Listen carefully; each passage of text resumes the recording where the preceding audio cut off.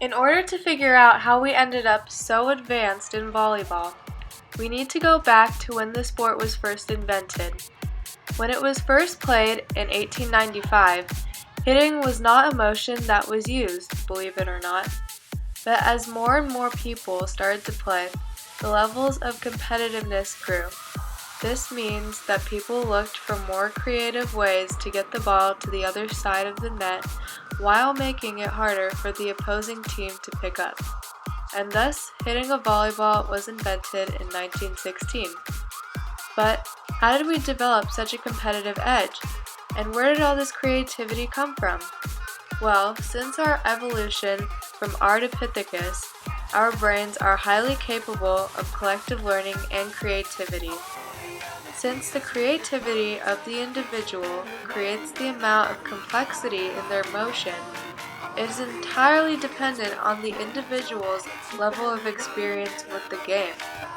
For example, an Olympian will be more capable of a more complex motion, such as hitting very hard, compared to a newer player. This is why more experienced players can hit with a higher success rate. Their brains already have the acquired knowledge of what their muscles need to do in order to hit the ball. When this knowledge is repeated enough to become a second nature, your brain becomes more susceptible to expanding on this knowledge and becoming more creative. When you are more creative, the levels of competitiveness raise in your game.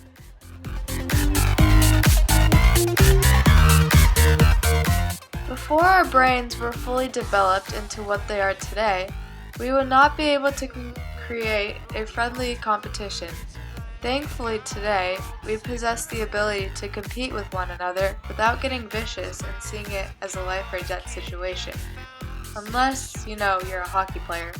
In that case, violence is almost always the answer in your game.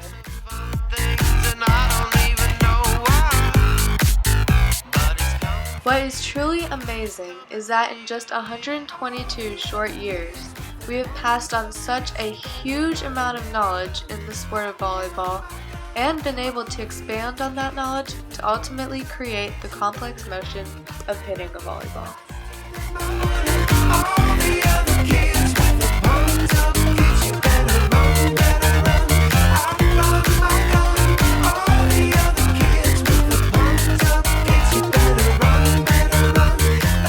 This amount of knowledge says a ton about how fast our learning takes us and how much humans are capable of passing on.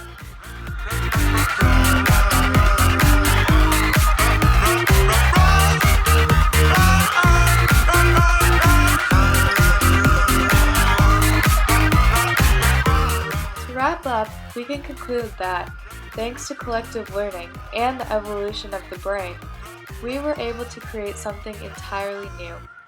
Like all sports, volleyball involves very complex motions that require more thought than you think.